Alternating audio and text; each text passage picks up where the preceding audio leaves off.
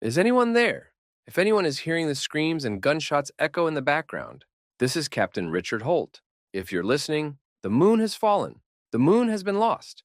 This is humanity's last transmission. To all who are listening, goodbye forever. 12 years earlier, Birkin Science Ship.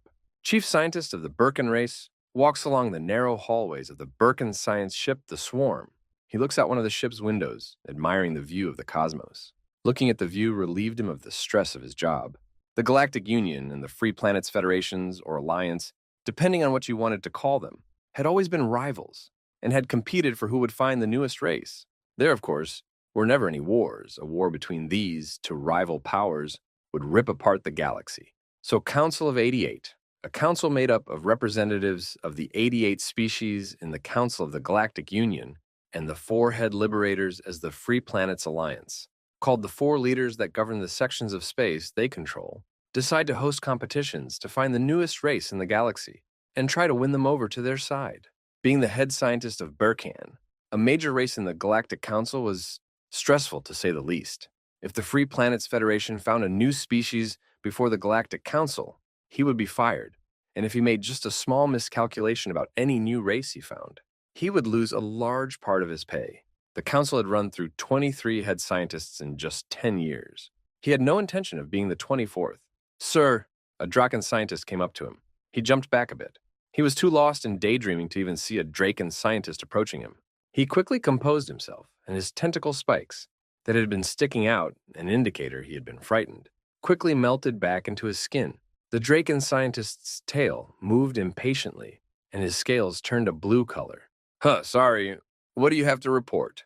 Said the chief scientist calmly, as he regained his composure. Sir, we have discovered a new system of planets. The system has some gas giants, said the Draken. This caught his attention. What class of gas giants are they? Asked the head scientist with interest. They are a class 3, said the Draken scientist. So they have helium, he asked excitedly. Yes, we believe so, said the Draken.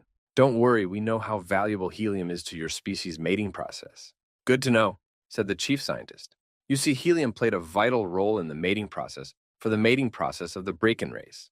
The mating process of the Birkin race was painful to say the least, and helium acted as a painkiller. Helium would suppress the nerve system of a Birkin during mating, causing it to not feel pain or pleasure. While one certainly wouldn't get any pleasure from mating, they would be able to do it in peace, and without pain at least.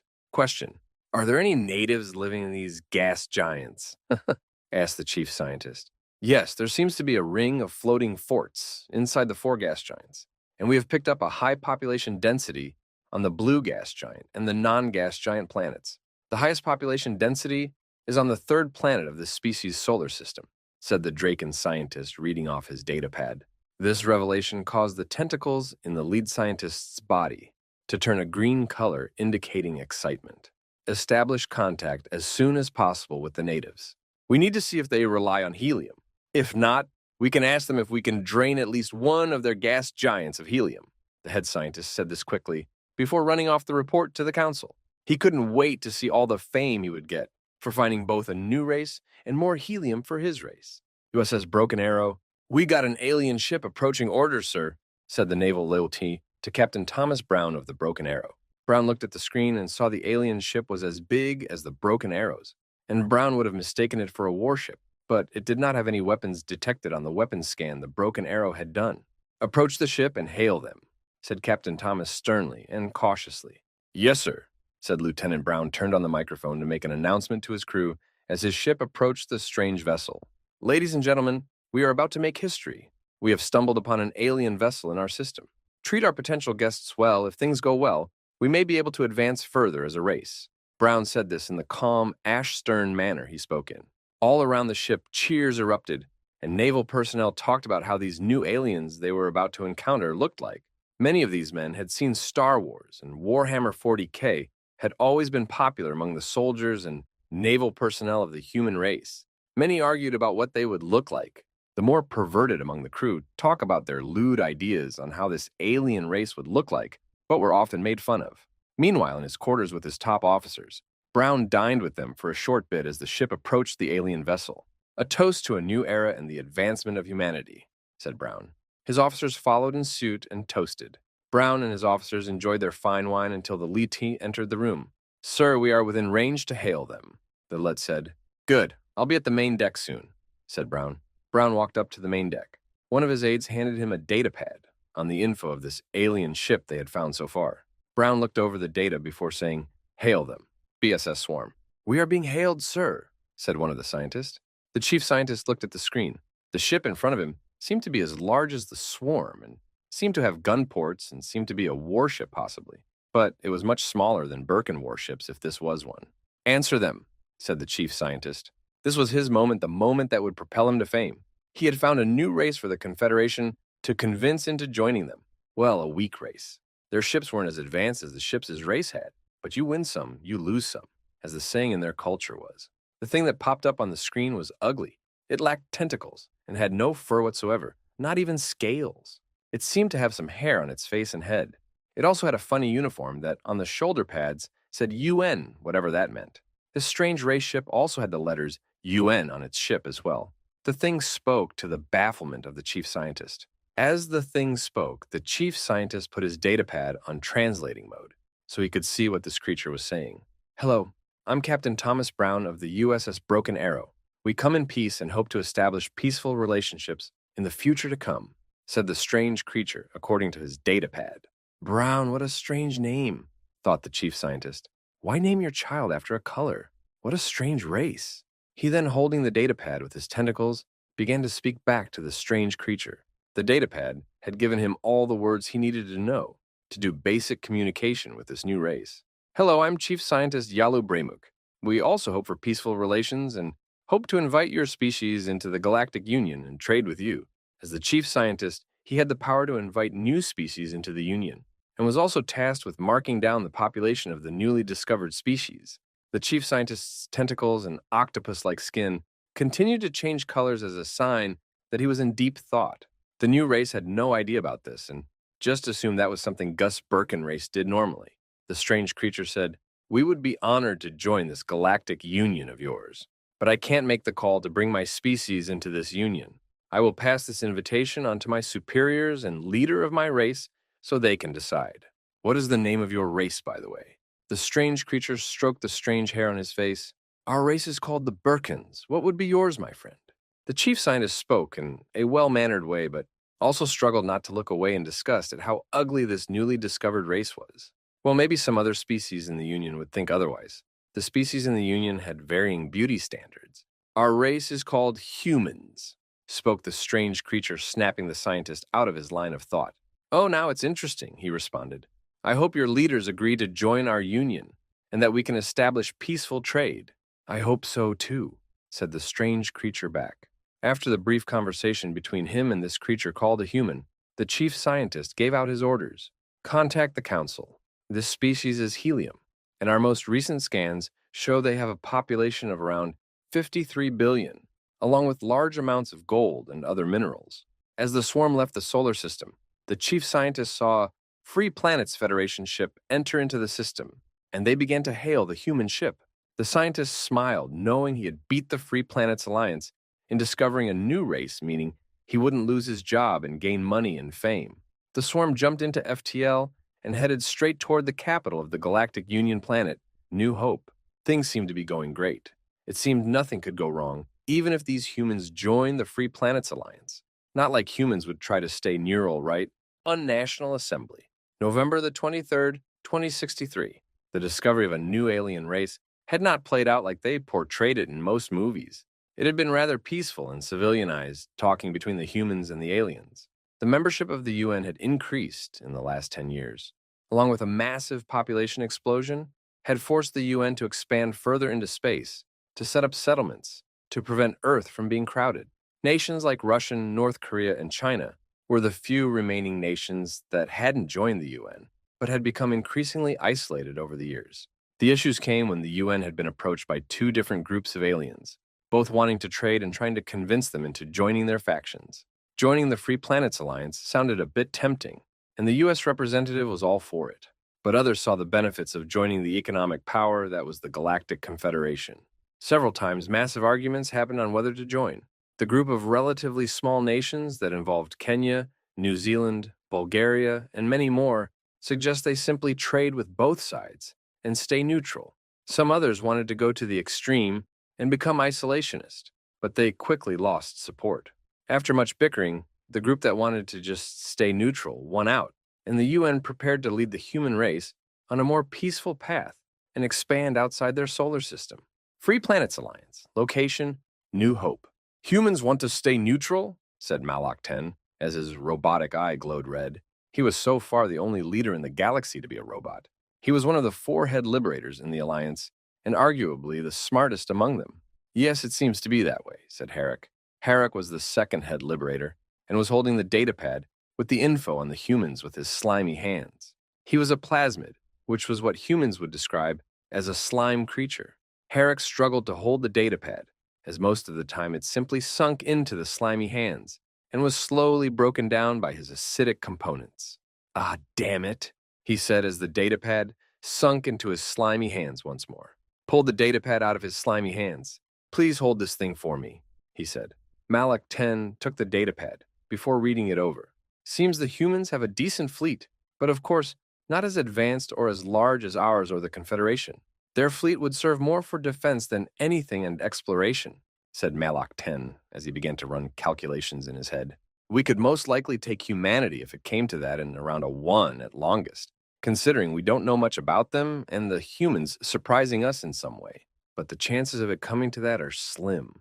Let's show ourselves to be the better group and simply let the humans do as they wish as long as they don't get too powerful, said Malak 10 after making some simple calculations in his head. Sounds good and all, but what if those Confederation brutes attack them since they didn't pick sides, said a concerned Herrick.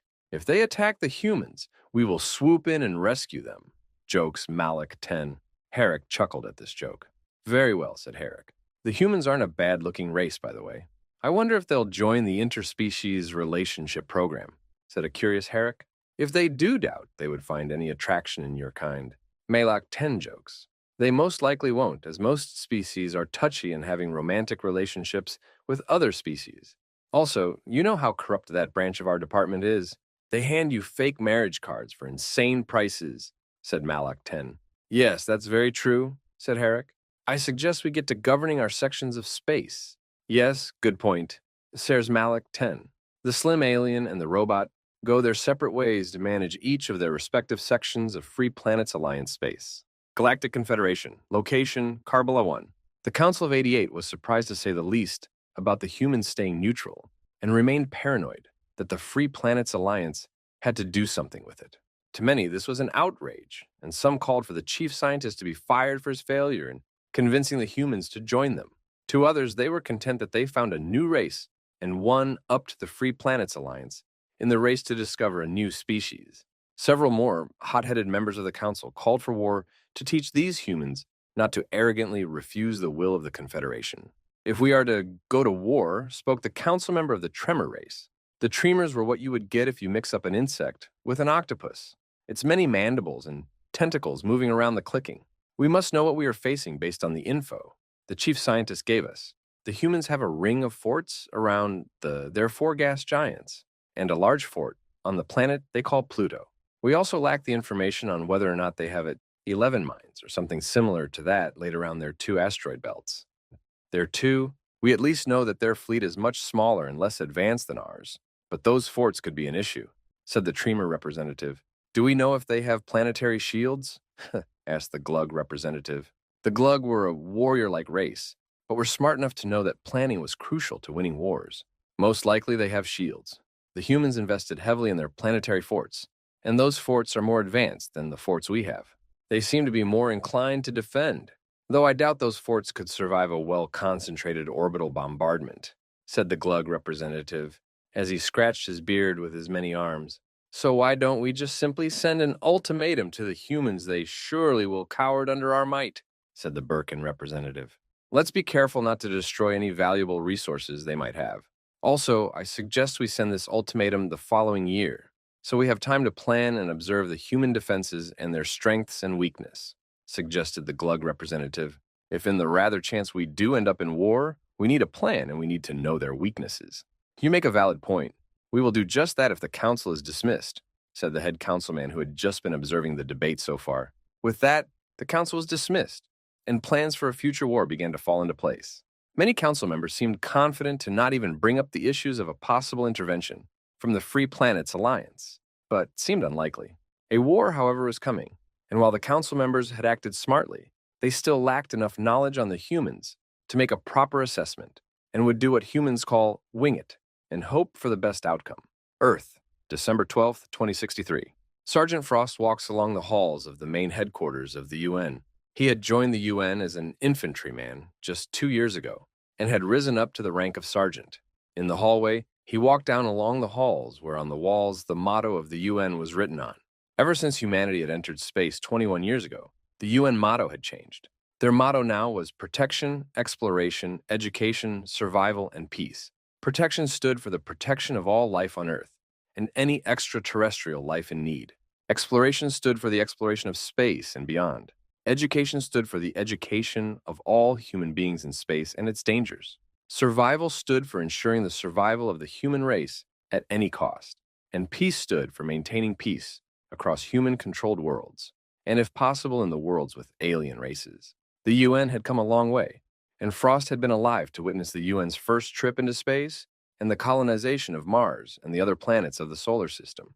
As he continued walking down the halls toward the barracks, he wondered how the aliens would respond to human neutrality. Around a month had passed, and nothing had happened so far. To him, it seemed quite possible that humanity would gain its place in the galaxy and could only dream of the things to come. "Sergeant on deck," said the corporal as he raised his hand in salute, and the other men followed in suit. "At ease, men," responded Frost. "You can relax for now until we get deployment orders. We aren't going to be staying on Earth forever. We might get moved to a fort in Mars or one of our gas giants," said Frost as he read from a datapad, as his men relaxed on their bunks and listened. Frost had earned a reputation for being very lenient with his men, and was well liked by them too. Frost, for the time being, after reading through the datapad, went to his quarters. Soldiers and members of the UN were allowed to bring their families with them to the planets they were deployed at. Frost briefly contemplated on whether or not to bring his wife and his only son with him on his deployment. There hadn't been a war in decades, and humanity was seeing a relatively peaceful age. Most deployments just saw them deployed to act as a garrison for the planets they were deployed to. Frost hoped he and his men would be deployed on Mars, since the terraforming was almost complete there, and around half the planets was suitable for life on it. Mars had also become a tourist hotspot. The planet arguably no one wanted to be deployed to was Pluto. Pluto was at the very edge of the solar system and was a rocky, cold wasteland. The UN, however, saw it as important, since it would be the first line of defense in case of a war, and the fortress city of Baffet had been built there just 5 years ago. The city was in the shape of the pentagram, and the center of that pentagram was where the city was at the rest, where defensives. The UN had worked around the clock to make it one of humanity's strongest bastions, along with Earth's moon, which had a complex system of tunnels below its surface, along with anti-ship batteries. For now, however, Frost remained on Earth as he awaited deployment orders from his superiors. Orexis, December the 25th, 2063.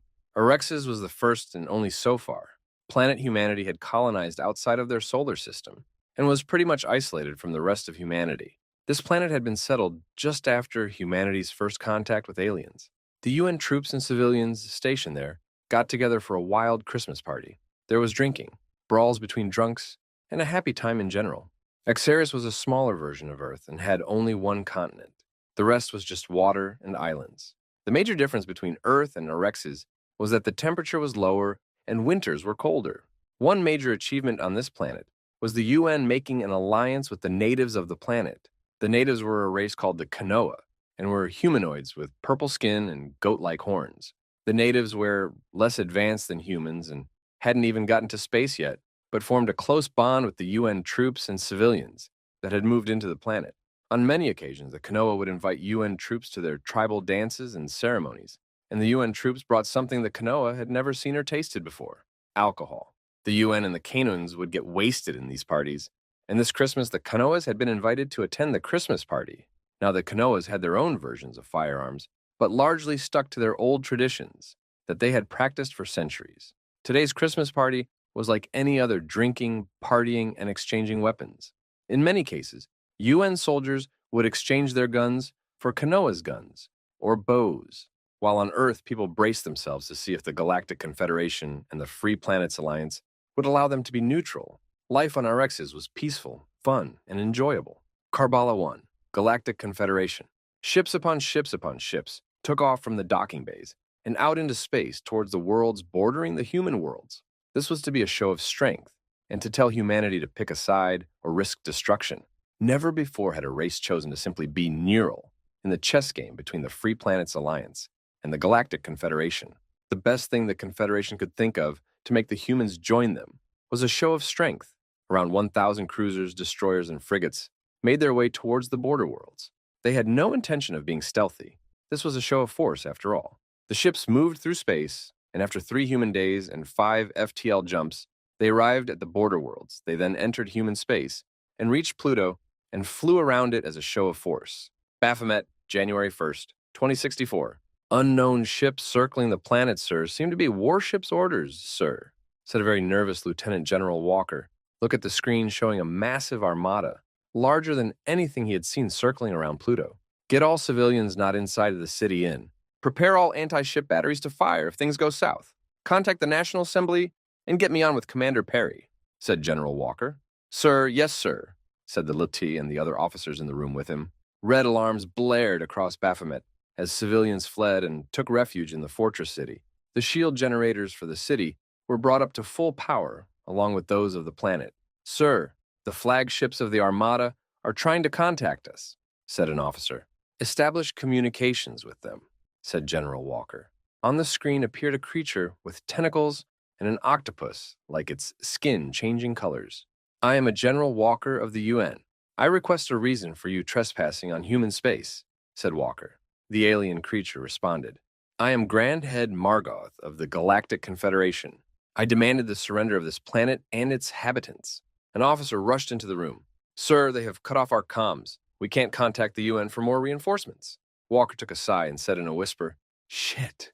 The Grand Head was seen grinning on the screen, possibly expecting the human commander to just back down and give up.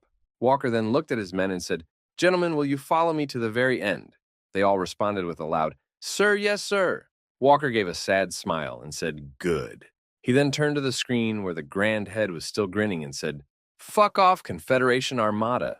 This stunned the Grand Head so much, he was speechless. Walker then shut off communications with the Grand Head and gave the order. Everyone in that room was waiting for all batteries open fire, said Walker. Outside Pluto, 2064. The Grand Head could barely contain his rage as the human general in charge of the defense of Pluto told him and his fleet to fuck off. In his rage, the Grand Head ordered a full bombardment of the planet. As his ships prepped their guns to open fire. Several anti-ship batteries in the city of Baphomet opened fire, ripping 4 of his ships to shreds and leaving thousands of dead bodies floating in space. Get your shields up. They have counter-ship batteries, yelled the Grand Head on the comms before another one of his ships was ripped apart. Another 2 ships went down before all his ships could get their shields up. With their shields up, the humans' anti-ship batteries were unless their shots failed to do any major damage to the Confederation ships. As the Grand Head breathed a sigh of relief now that his ships had their shields up the order at the beginning of the orbital bombardment. The bombardment quickly took out the planetary shields, but did nothing to the fortress city of Baphomet. The batteries of Baphomet still fired away in defiance to the utter surprise of the Confederation Armada. The orbital bombardment continued 5 human hours and 11 Confederation killi, which is the Confederation's way of counting time. The orbital bombardment briefly stopped at the orders of the Grand Head, so that ground troops could land on the planet to lay siege to the city by ground. Hundreds of landing craft braved the incoming fire from the city's defenses, and around 34 landing craft were lost during the initial landings. Once they hit the ground of Pluto, they stormed out. The attackers had to wear special spacesuits so they could breathe the air. The defenders of Baphomet had the benefit that Baphomet had a new technology that UN scientists had invented just 2 years ago: oxygen converters. Oxygen converters would convert carbon into ox, so the air was breathable. The defensive shield around Baphomet kept the oxygen, which further assisted in the defense. The city had around 6 of these oxygen converters. If all of these were destroyed, they would have to resort to using spacesuits and oxygen masks. Of course, this was the main objective for the attackers, other than destroying the shield generator, of course. For now, it seemed this turned into a siege. though the Grand Head was confident it would be over in a couple weeks. Carbella 1, 2064. The members of the Galactic Council had most certainly not expected resistance from the small human planet of Pluto, and a week had passed since the opening shots of what was dissolving into a siege. The council members now had an issue.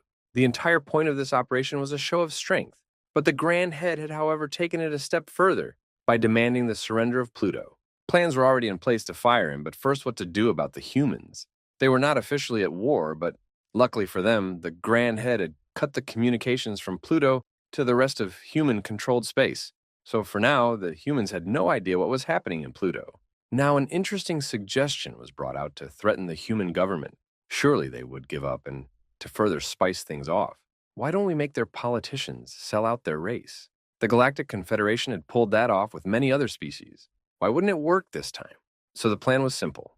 An ambassador would deliver a proposal to the governing body of the humans. That thing the silly humans called the UN.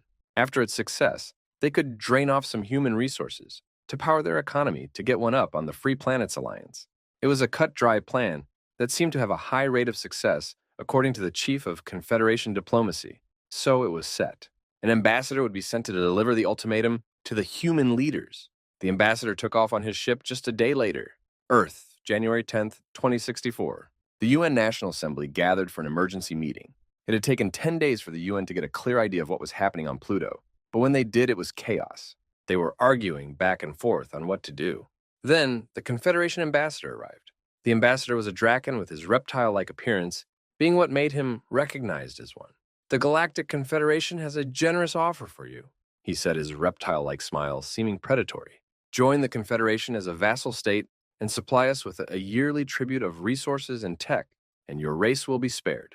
While all you gentlemen can live luxurious lives and given high positions for your loyalty," the Draken said, expecting the humans to give in, due to how many odds were stacked against them. There were hushed whispers among the assembly members before the head of the National Assembly spoke up.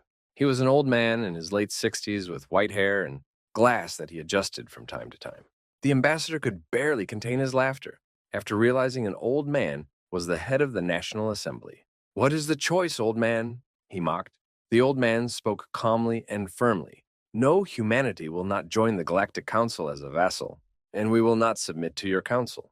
The ambassador was shocked into a brief silence by this defiance. "Why, you know we will kill your whole damn race if you refuse." "You have nothing why," the ambassador said, stuttering, "because that would go against the motto of the UN. We will not sell out humanity for our own desires," said the old man firmly.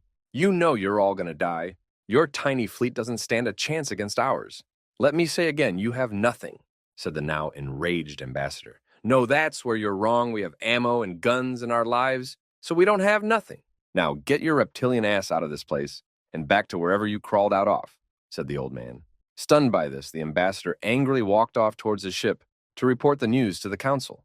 After this, the old man addressed his fellow assembly members. "Gentlemen, prepare for war." He said this calmly before dismissing the other members. He then walked out onto the balcony of the assembly meeting and said, "God, what have I done?" Baffet, February 9th, 2064. Corporal Jack Barnes looked up at the night sky as the Confederation bombardment landed on the shields and did nothing. One of his fellow UN soldiers had described it as a beautiful firework display. The one thing that Jack was thinking was, where the hell out are reinforcements? They can't have just left us for dead. The comms had been restored, but were unsecured, so the only thing the defenders sent out to the outside world was Baphomet stands. Valentine's Day was only just 5 days away by this point, so it seemed wrong to just celebrate it under these conditions. Every day the fortress city was assaulted by Confederation ground troops. Every day it held, and the UN troops threw them back. All of Jack's friends had died in the first month of fighting, leaving him depressed. He took out a cigarette and smoked it on a balcony in the city section of the fort. By this point, it seemed as if all the defenders had resigned to their fate, but they fought on. They hoped to at least make sure the civilians escaped somehow. How long will the shield hold up, he thought. Sure, this was humanity's best fortress other than the moon itself, but we are going to run out of food and water soon. We only got food to last us a year. I guess we may all just starve to death, he grimly thought. Then the alarms began to blare again. Shit, another assault, he thought. Just what I needed, he thought sarcastically. He rushed to the defenses. He ran for around 30 minutes trying to make his way toward the front. He finally ran outside the walls and jumped into the outer defensive trenches. Artillery began to rain down on them, but the shields held. Then swarms of Confederation troops ran through the shields and towards the trenches. Some had tentacles, some looked like insects. Our mortar teams made quick work of the first wave, but it wasn't long until they deployed their spider tanks. Spiders were tanks with 8 legs and were much larger and more powerful than any tank the UN had in its arsenal. And they had a massive turret along with 2 rapid-firing laser cannons on the front and back. Men were torn to shreds by these, and a brave soul actually climbed one of these things when it got stuck in our anti-tank ditches, strapped bombs to himself, and jumped into the hatch and blew himself up along with the tank and its crew. Hand-to-hand combat was nightmarish. The aliens with tentacles had a spiky tip, and our men were being impaled left and right. I blasted away and killed 2 of them before my gun was knocked out of my hands, and I bashed the creature head in with my helmet. Once, the assault was pushed back. We looked on at the fields of dead bodies around our trenches. The inside of our trenches were little better, and it took hours upon hours of chucking all the alien bodies out of our trenches before we could bury our dead. Baffet had lived another day.